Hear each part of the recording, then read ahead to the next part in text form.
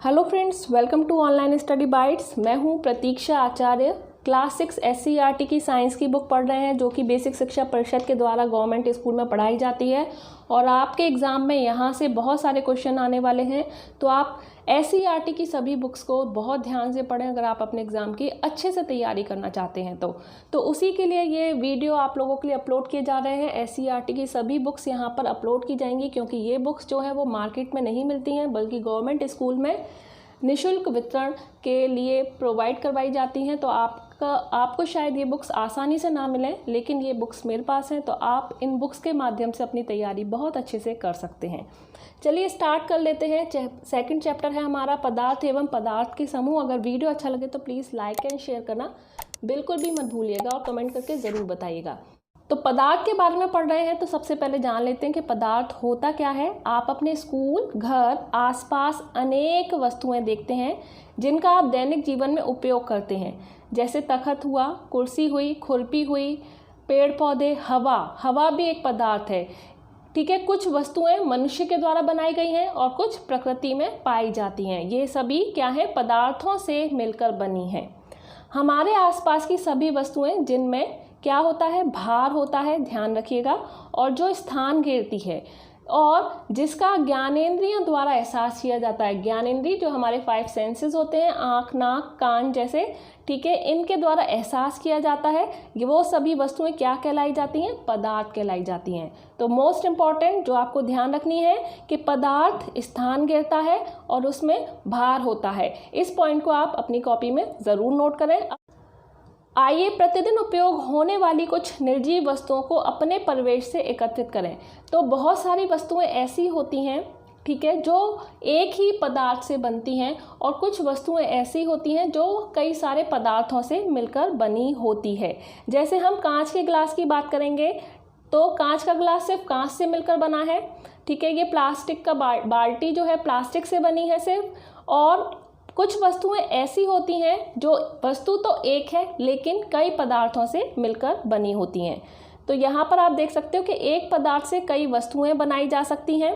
जैसे प्लास्टिक से प्लास्टिक की बाल्टी बनाई जा सकती है, प्लास्टिक का मग बनाया जा सकता है, प्लास्टिक की प्लेट बनाई जा सकती है, प्लास्टिक का कप बनाया जा सकता है।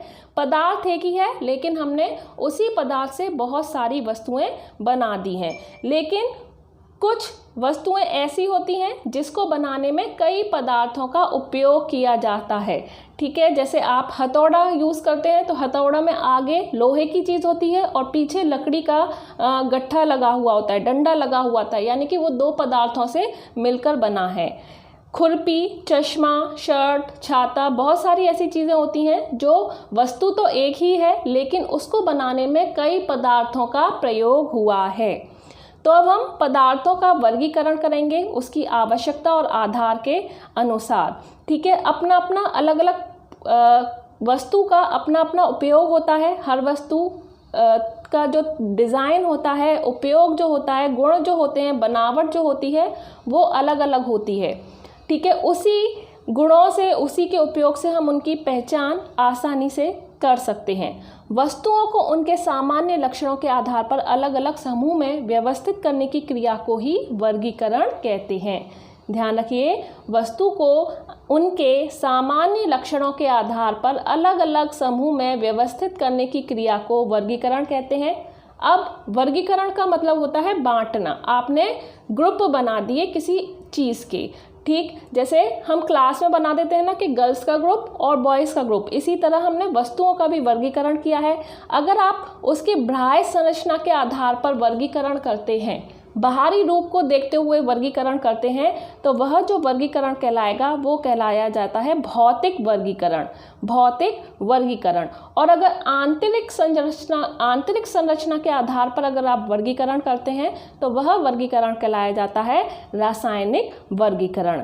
जैसे भौतिक वर्गीकरण के अंतर्गत पदार्थ को ठोस, द्रव व गैस में विभाजित किया जा सकता है। यानी कि बहुत सारी ऐसी चीज़ें हैं ठोस हैं तो आपने उनको ठोस के ग्रुप में रखा, अगर द्रव है तो द्रव के ग्रुप में रखा, अगर गैस की चीज़ें हैं तो उनको गैस के रूप में रखा। तो आपने वो बाहरी रूप को देखकर, बाहरी संरचना को देखकर उसका वर्गीकरण किया है, तो वो भौतिक वर्गीकरण कहलाया जाएगा। रासायनिक वर्गीकरण के अंतर्गत क्या आता है कि पदार्थ को तत्व, यौगिक, मिश्रण, यानी कि आपने वस्तुओं को देखा कि इस वस्तु में कौन कौन सी चीज़ें मिलाई गई हैं, उसके हिसाब से वर्गीकरण किया है, यानी कि उसके आंतरिक संरचना को देखते हुए वर्गीकरण किया है। तो ऐसा वर्गीकरण क्या कहलाया जाएगा? रासायनिक वर्गीकरण कहलाया जाता है।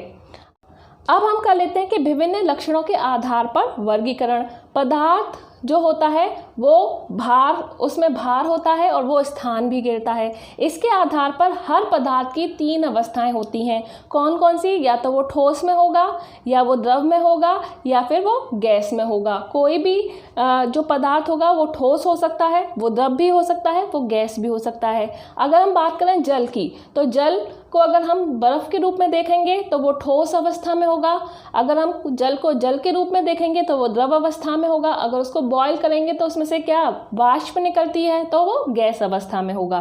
तो इस प्रकार प्रत्येक पदार्थ की 3 भौतिक अवस्थाएं होती हैं।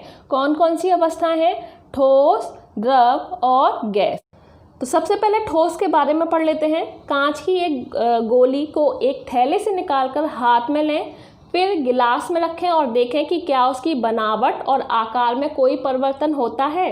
तो आप कहेंगे नहीं, कोई परिवर्तन नहीं होता। कांच की गोली को थैले में लें, हाथ में लें और गिलास में लें, इसका आकार व आयतन निश्चित होता है।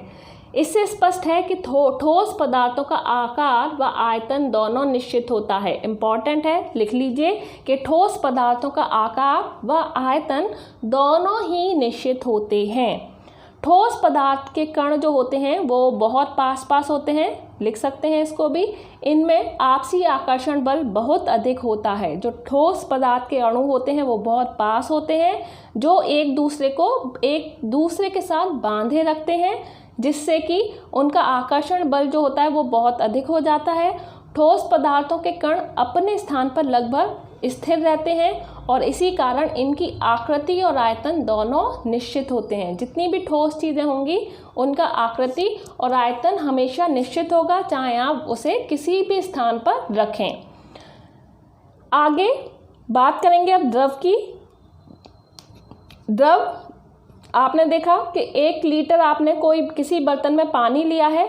अगर आप उसे मग में लेते हैं, 1 लीटर मग में, और फिर उसे एक भगोनी में कर देते हैं, तो आप क्या देखोगे कि उसका जो आयतन है वो सेम ही है। जग में था तो भी 1 लीटर था, भगोनी में है तो भी 1 लीटर है, लेकिन उसकी आकृति है वो चेंज हो गई है। जब वो जग में था तो वो जग की आकृति का बन गया, जब वो भगोने में था तब वो भगोने की आकृति का बन गया। तो इससे आपको क्या पता चला कि जिस बर्तन में द्रव रखा जाता है वह उसी आकार का ले लेता है, किंतु उसका आयतन निश्चित रहता है। आकृति यानी कि आकार चेंज होता है, लेकिन आयतन निश्चित रहता है। किस चीज़ का? द्रव का। ठोस में आयतन भी निश्चित था और आकार भी निश्चित था। ठोस पदार्थ की तुलना में द्रव के जो अणु होते हैं वो एक दूसरे से दूर दूर होते हैं, थोड़ा दूर दूर होते हैं। इनमें आपसी आकर्षण बल ठोस की तुलना में कम होता है, जो इन्हें एक साथ बांधे रखता है। इसी कारण द्रव पदार्थों की आकृति निश्चित नहीं होती, किंतु इनके कणों का एक सीमा में बंधे होने के कारण इनका जो आयतन होता है वो निश्चित होता है। अब बात करेंगे हम गैस की। ठोस और द्रव के बारे में पढ़ लिया। गैस क्या होती है? घर में जलती हुई आपने अगरबत्ती को देखा होगा, इसमें से काले भूरे रंग का धुआं निकलता है। इस धुएं की बनावट और आयतन दोनों निश्चित नहीं होते, ना कोई आकार होता है उसका और ना ही कोई आयतन होता है। ये जिस स्थान पर रखे जाते हैं उसी की बनावट और आयतन प्राप्त कर लेते हैं। इस अवस्था को गैस अवस्था कहते हैं। गैसीय पदार्थों के कण अपेक्षाकृत बहुत दूर दूर होते हैं और इनमें से आपसी आकर्षण बल नहीं के बराबर होता है। अतः पदार्थ की अवस्था के आधार पर पदार्थ को हमने कितने भागों में बांटा? 3 भागों में, ठोस, द्रव और गैस में वर्गीकृत किया जाता है। ठोस आपको समझ में आ गया होगा। ठोस का जो आकार है और जो आयतन है वो निश्चित रहता है। ठीक है, द्रव का आकार जो है वो निश्चित नहीं रहता, लेकिन उसका आयतन निश्चित रहता है। गैस का ना आकार निश्चित होता है और ना ही आयतन निश्चित होता है। तीनों चीज़ आप ध्यान रखें। तो यहाँ पर अणु भी दिखाए गए हैं कि ठोस के अणु देख सकते हैं बिल्कुल चिपके हुए होते हैं, पास पास होते हैं, और द्रव के थोड़े दूर होते हैं और गैस के बहुत दूर होते हैं। तो आगे बढ़ लेते हैं। अब हम बात करेंगे जल में घुलनशीलता के आधार पर। बहुत सारे पदार्थ ऐसे होते हैं जो जल में घुल जाते हैं। तो कांच के अलग अलग गिलासों में आपने नमक, रेत, शक्कर, चॉक पाउडर, लकड़ी के बुरादे की थोड़ी थोड़ी मात्रा ली और प्रत्येक गिलास को पानी से आधा आधा भर दिया।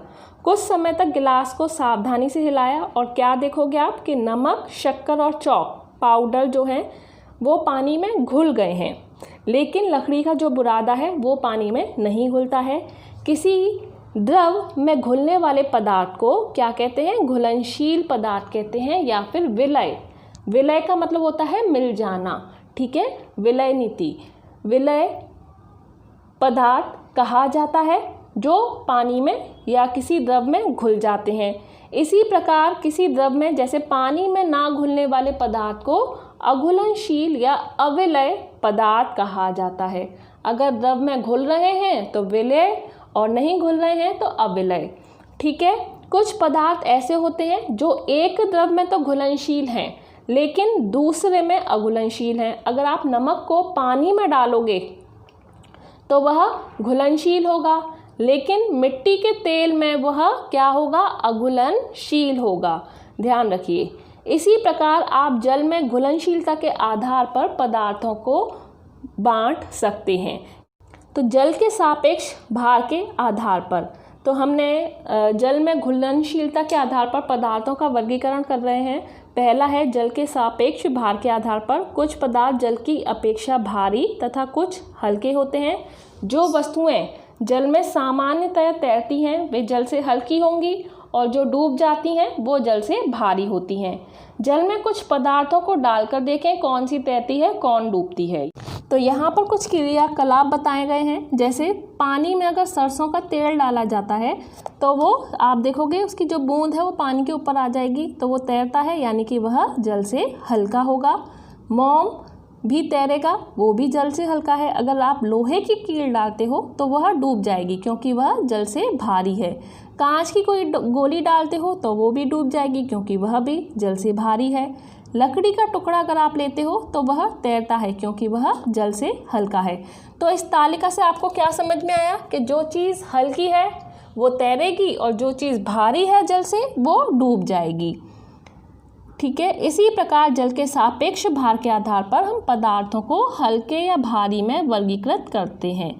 अब दूसरा है पारदर्शिता के आधार पर, कि कुछ चीज़ें पारदर्शिता यानी कि आर पार दिखती हैं और कुछ अपारदर्शी होती हैं जो आर पार नहीं दिखती हैं।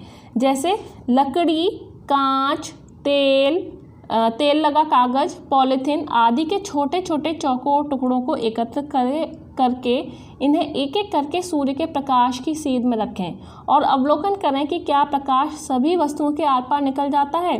तो क्या आपको लगता है कि लकड़ी के आर पार प्रकाश जाएगा? तो नहीं। वे पदार्थ जिनके आर पार देखा जा सकता है तो वे पदार्थ क्या कहलाए जाते हैं? पारदर्शी कहलाए जाते हैं। पदार्थ के इस गुण को पारदर्शिता कहते हैं। जैसे कांच के आर पार जाएगा सूर्य का प्रकाश, जल के आर पार भी जाता है सूर्य का प्रकाश। ठीक है, आप वे पदार्थ जिनके आर पार देखा जा सकता है वो क्या है? पारदर्शी हैं। वे पदार्थ जिनके आर पार प्रकाश नहीं देखा जा सकता वे क्या कहलाए जाते हैं? वे अपारदर्शी कहलाए जाते हैं। जैसे लकड़ी हुआ, कागज हुआ। वे पदार्थ जिनसे के द्वारा धुंधला या आंशिक रूप से आर पार देखा जा सकता है वे क्या कहलाते हैं? वे पारभासी कहलाए जाते हैं। जैसे तेल लगा कागज, पेंट लगा कांच। ठीक है, इनसे आपको धुंधला धुंधला दिखेगा, ना बिल्कुल साफ दिखेगा और बिल्कुल ना के बराबर भी नहीं दिखेगा, हल्का हल्का दिखेगा, तो वो पारभासी हुए। तो हमने यहाँ पर 3 तरह के पदार्थ देखे, कौन कौन से? एक पारदर्शी पदार्थ, दूसरा अपारदर्शी और तीसरा पारभासी। तीनों ही पॉइंट को आप ज़रूर लिख लें। आगे बढ़ लेते हैं। इस प्रकार पारदर्शिता के आधार पर भी हम पदार्थ को पारदर्शी, अपारदर्शी और पारभासी में वर्गीकृत कर सकते हैं। ठीक है, अभी हमने 3 तरह के देख लिया। पहले हमने पदार्थ को ठोस, द्रव और गैस में बांटा, फिर पदार्थ को हमने बांटा घुलनशील और अघुलनशील के तौर पर, और तीसरा हमने बांटा है पारदर्शी, अपारदर्शी और पारभासी के तौर पर। ठीक है, 3 तरह से हम पदार्थों को वर्गीकृत कर चुके हैं। अब आगे कठोरता के आधार पर हम पदार्थ का वर्गीकरण देख लेते हैं। कुछ ठोस पदार्थ जैसे लोहा, लकड़ी, कांच के टुकड़े, रुई, ऊन, रबड़ की गेंद, स्पंज आदि लीजिए। एक एक करके इनको उंगलियों से दबाएं। कुछ पदार्थ आसानी से दब जाते हैं, ऐसे पदार्थ मुलायम पदार्थ हैं। कुछ पदार्थ उंगलियों से दबाने पर नहीं दबते, ऐसे पदार्थ क्या हैं? कठोर पदार्थ कहे जाते हैं। तो इसमें कुछ भी ऐसा समझाने का नहीं है, तो आप समझ गए होंगे। कठोरता के आधार पर मुलायम पदार्थ होते हैं और कठोर पदार्थ होते हैं। अब बात करते हैं चुंबक के सापेक्ष व्यवहार के आधार पर। क्रियाकलाप क्या दे रखी है? अपने बस्ते में से पेन, पेंसिल, प्रकार, रबर, चौक आदि लें। इसके अतिरिक्त लोहे की कुछ कीलें, लकड़ी का बुरादा, चौक पाउडर, प्लास्टिक के बटन और आलपिन की किसी कागज पर अलग अलग रखें। एक छड़ चुंबक लें। प्रत्येक वस्तु के पास बारी बारी से चुंबक को लाएं।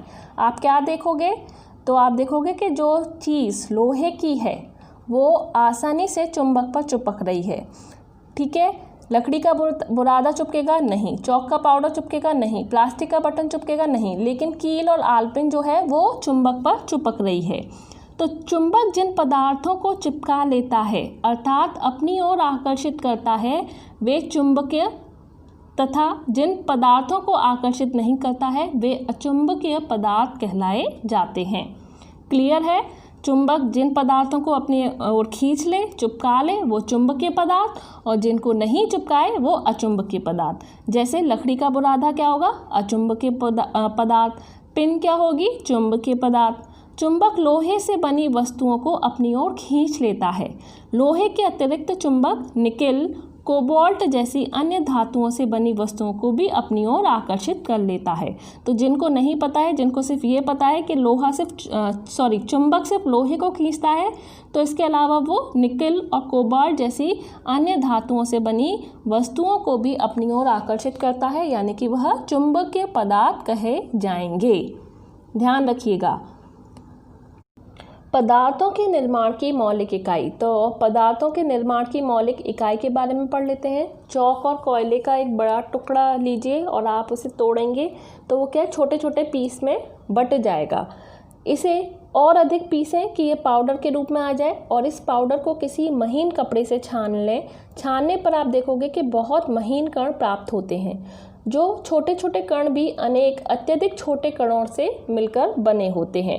इसी प्रकार के और अति सूक्ष्म कणों की कल्पना कर सकते हैं। ठीक है, इस क्रियाकलाप से स्पष्ट है कि पदार्थ स्वयं सूक्ष्म कणों से मिलकर बने होते हैं, जिन्हें अणु या परमाणु कहते हैं।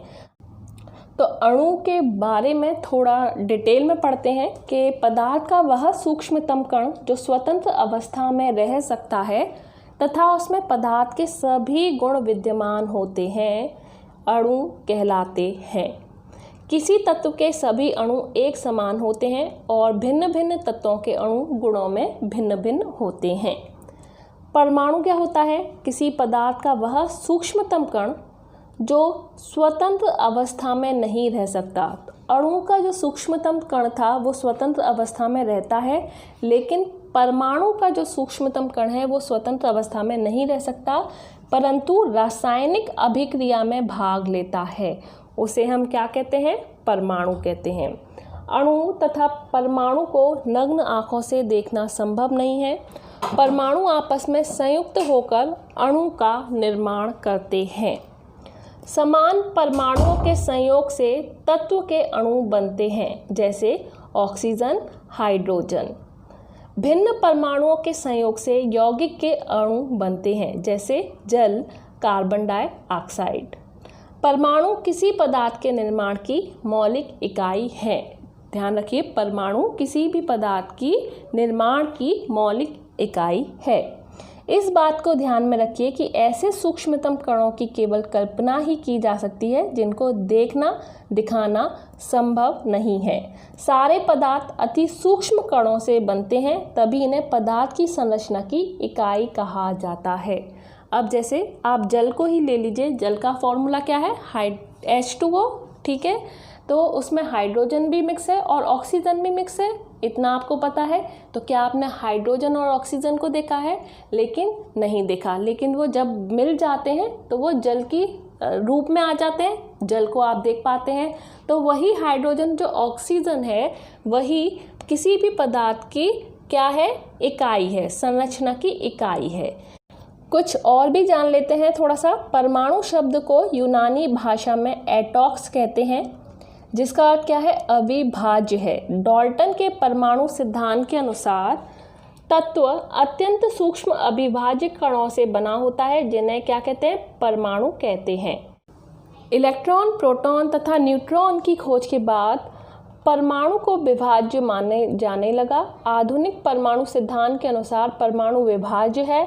इलेक्ट्रॉन, प्रोटॉन और न्यूट्रॉन को परमाणु का मूलभूत कण भी कहते हैं। ध्यान रखिएगा, इलेक्ट्रॉन, प्रोटॉन और न्यूट्रॉन को परमाणु का मूलभूत कण भी कहते हैं। इलेक्ट्रॉन, प्रोटॉन और न्यूट्रॉन की खोज अलग अलग खोजकर्ता के द्वारा की गई है, ध्यान रखिए। और जो प्रोटॉन है, सबसे पहले प्रोटॉन है, प्रोटॉन की बात करेंगे। प्रोटॉन का जो आवेश है वो धनावेश है, संकेत P है, और इसकी खोज की है गोल्डस्टीन ने। दूसरा है इलेक्ट्रॉन, ये इसका आवेश ऋणावेश है, संकेत E है, E फॉर इलेक्ट्रॉन, और इसकी खोज की है J टॉमसन ने। न्यूट्रॉन का जो आवेश है वो उदासीन है, संकेत N है, और इसकी जो खोज की है वो है जेम्स चैडविक ने। ध्यान रखिए। अब बात करते हैं कि हमने पूरे चैप्टर में क्या क्या सीखा है, एक बार रिवीजन हो जाए। तो प्रत्येक पदार्थ जो है वो स्थान घेरता है और उसमें भार होता है। दूसरा जो पॉइंट है वो है पदार्थ का वर्गीकरण उसके आकार, बनावट, रंग, उपयोग आदि के आधार पर किया जाता है। तीसरा पॉइंट है किसी वस्तु को बनाने में एक ही पदार्थ का प्रयोग हो सकता है और वस्तु कई पदार्थ से मिलकर भी बना हो सकता है।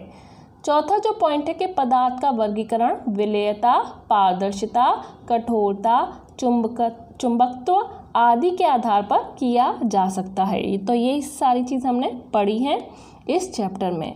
तो अभ्यास प्रश्न देख लेते हैं।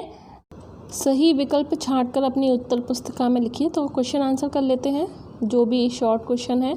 वर्गीकरण आवश्यक होता है, तो ऑप्शन यहाँ पर आपको दे रखे हैं। वस्तुओं को व्यवस्थित रखने हेतु, वस्तुओं एवं पदार्थों के गुणों को आसानी से समझने हेतु, विद्यालय की पुस्तकालय हेतु या सभी हेतु। तो वर्गीकरण जो होता है वो सभी के लिए आवश्यक होता है, क्योंकि आप बुक्स को भी अगर बांट के रखोगे कि हिस्ट्री की एक जगह, साइंस की एक जगह, तो आपको उनको ढूंढने में, नोट्स बनाने में बहुत आसानी रहेगी।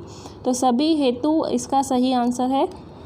दूसरा है किसी द्रव को गर्म करने पर वह क्या हो जाता है? ठोस में, गैस में, जलवाष्प में या अपरिवर्तित रहता है। किसी द्रव को गर्म करने पर वह, ऑप्शन 2, गैस में परिवर्तित हो जाता है, इसका सही आंसर। तीसरा क्वेश्चन क्या है? गैस को किसी बर्तन पे रखने पर उसकी तली में बैठ जाएगी, उसमें पूरी तरह से फैल जाएगी, उसके केवल ऊपरी हिस्से में फैलेगी या उसको खाली कर देगी?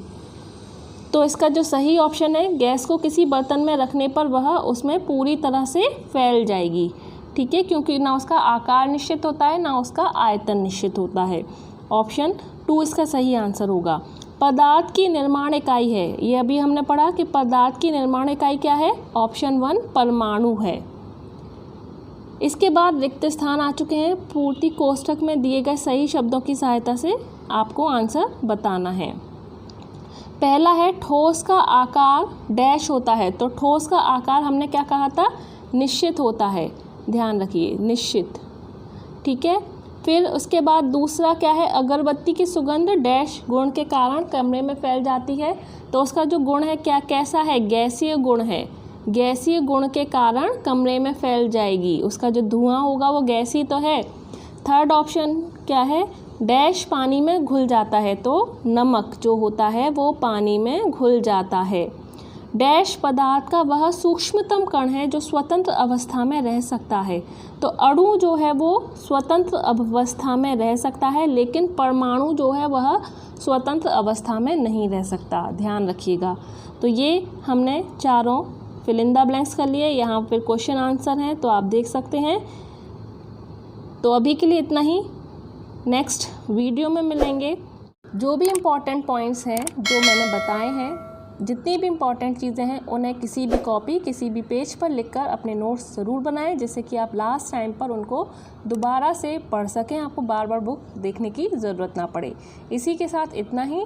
अगर वीडियो अच्छा लगे तो प्लीज़ लाइक एंड शेयर ज़रूर करिएगा, कमेंट करके ज़रूर बताइएगा और चैनल को सब्सक्राइब करना बिल्कुल भी मत भूलिएगा। अभी के लिए bye bye once again and thanks for watching.